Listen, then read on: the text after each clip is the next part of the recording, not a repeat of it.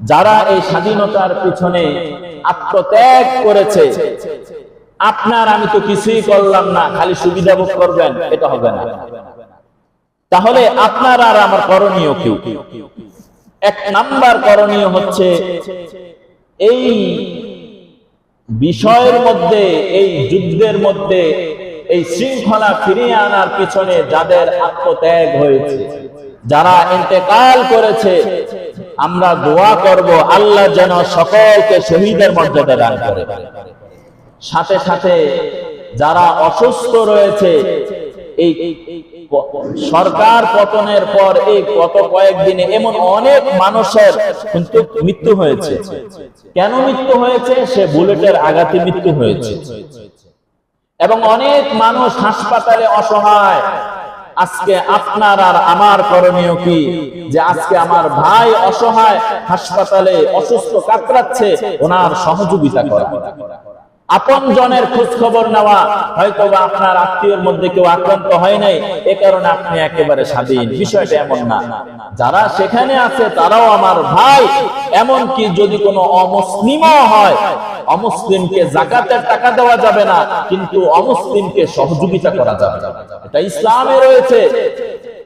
সাথে সাথে অমুসলিম যারা রয়েছে, সংখ্যালঘু যারা রয়েছে, এদের নিরাপত্তা নিশ্চিত করা।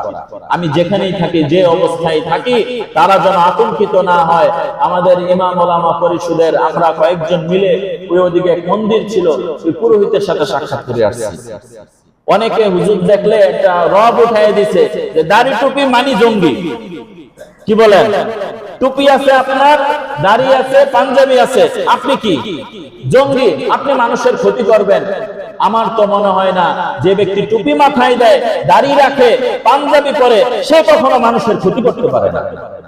সে মানুষের সেবাই করে, সে মানুষের সেবাই করে। হয়তো বা আপনার মতের ভিন্নতা থাকতে পারে, কিন্তু যে আল্লাহকে ভয় করে, ইসলামের উপর চলে, সে মানুষের কি করতে পারে না?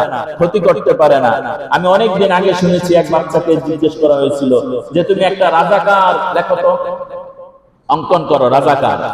ওই যে আওয়াজ উঠছিল না, রাজাকার রাজাকার, যে তুমি একটা রাজাকার লেখো তো রাজাকার মানে টুপি আর দাড়ি হইল? বলেন, রাজাকার মানে কি টুপি আর দাড়ি? না, টুপি আর দাড়ি তো ইসলামের নিদর্শন।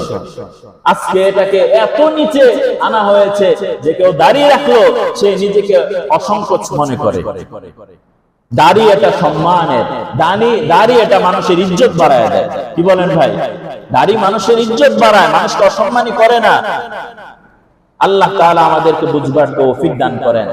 সুতরাং যারা শহীদ হয়েছে এদের জন্য দোয়া করা, আর যারা অসুস্থ আছে এদেরকে সহযোগিতা করা।